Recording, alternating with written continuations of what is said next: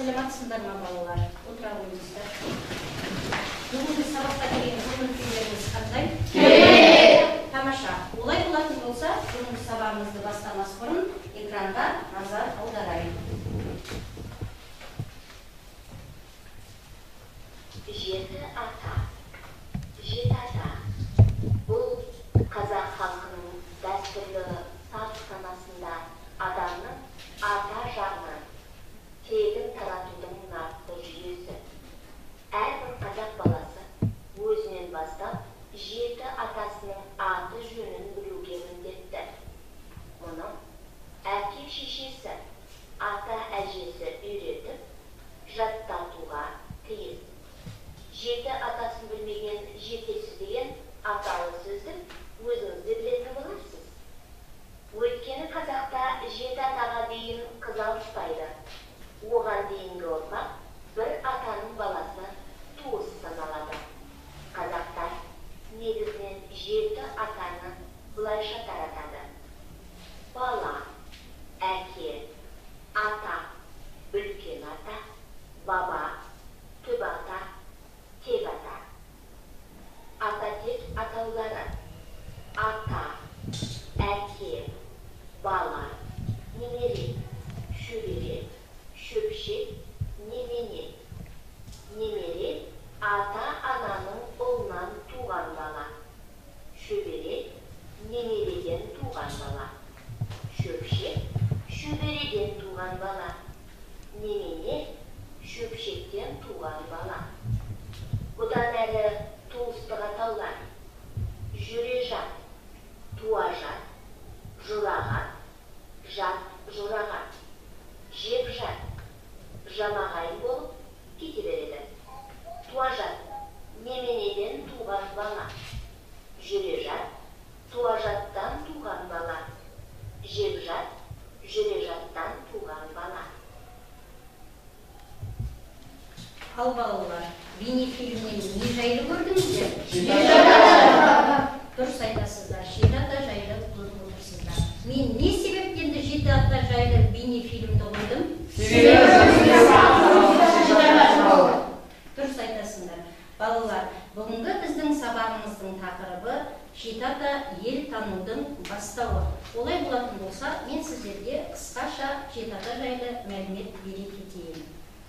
Яғни балалар, қазақ халқының салт дәстүрінде жеті атаны үйрету атадан балаға міндетті екен.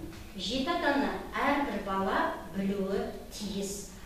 Яғни әрбір бала өзінің әкесін, атасын, бабасын, арғы атасын, түп атасын, тек атасының аттарын атымен білуі міндетті. Енді осы жеті ата жайлы біздің қазақ халқында бірнеше нақыл сөздер мен мақал мәтелдерде жеткілікті. Солардың біріне тоқталатын болсақ, жеті атасын білмеген жетесіз. Яғни бұл мақал мәтелдің бізге берер мағынасы өте зор екен. Сондықтан балалар, әр уақытта біз өзіміздің жеті атамызды жатқа білуіміз керек. Енді олай болатын болса, кітаптарынан үшінші тапсырманы орындайық. Бірінші топ өздерінің жеті аталарын рет-ретмен орналастыру. Екінші топ ел тану сөзіне кластер жасау. Ал үшінші топ болатын болса, жеті ата керек пе деген сұраққа өз ойын қысқаша айту керек. Ал тапсырмаға дайындаламыз балалар.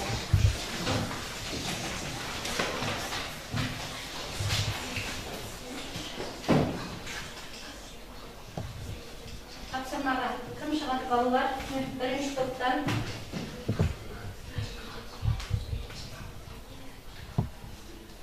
Ерасыл келе ғой.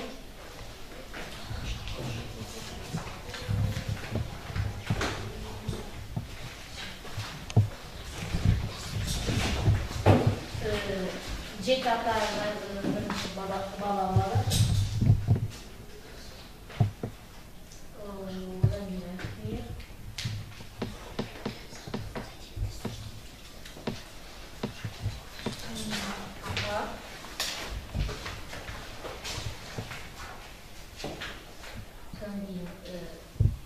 баба болады.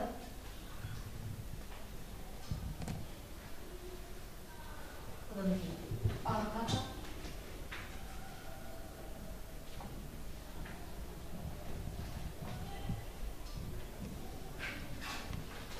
Цитата.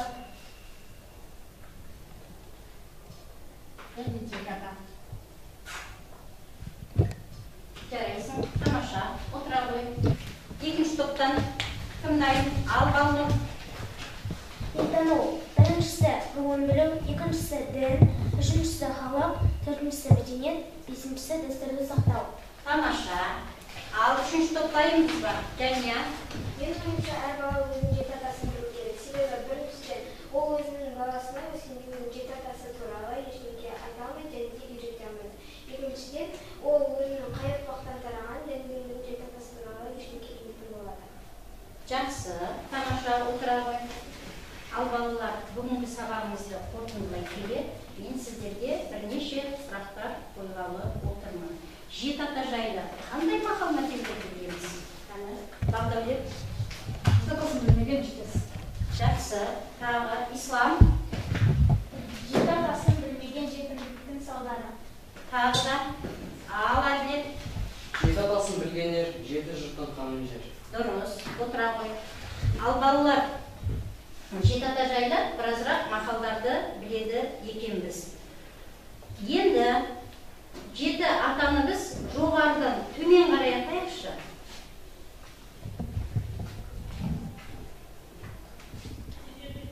Балнұр. Бала, әке, ата, арғата, субата, тегата.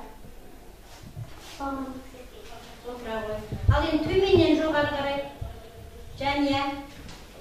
Ата, әке, бала, немере, шөбере, шөпшек, нене. Дұрыс. Ал енді балалар, бүгінгі сабағымызды біз БББ кестесі арқылы кері байланыс келейік.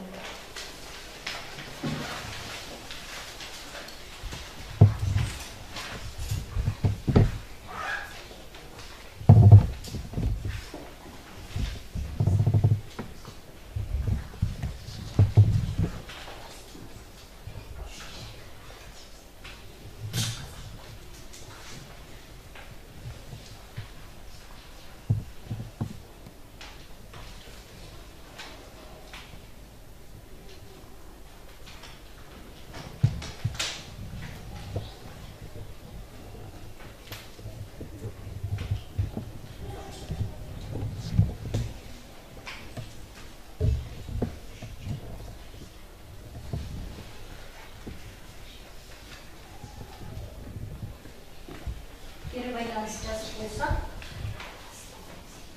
оқиықшы кері байланысымызды. Неге оқи ғой? Мен жеті ата туралы бұрыннан білемін. Жеті атаның не үшін керек екенін білдім. Тағы да қазақ халқының дәстүрлерін білгім келеді. Ал Бағдаулет. Бұрыннан білемін. Жеті атаны.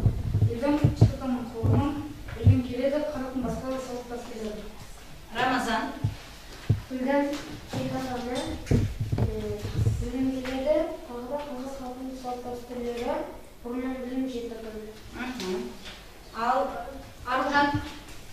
Бұрыннан білемін, жеті атаның құрылымын. Бүгінгі сабақта мен жеті ата туралы көптеген қосымша ақпараттарды білдім. Жеті ата туралы қосымша мақал мәтелдерді білгім келеді. Отыра ғой. Серғазы. Жеті ата не екенін білемін, жеті ата не үшін керек екенін білдім, жеті ата туралы басқа да мақал мәтелдерді Жарайсыңдар, отыра қойыңдар. Балалар, сонымен бүгінгі біздің сабағымыз аяқталды. Сау болыңыздар.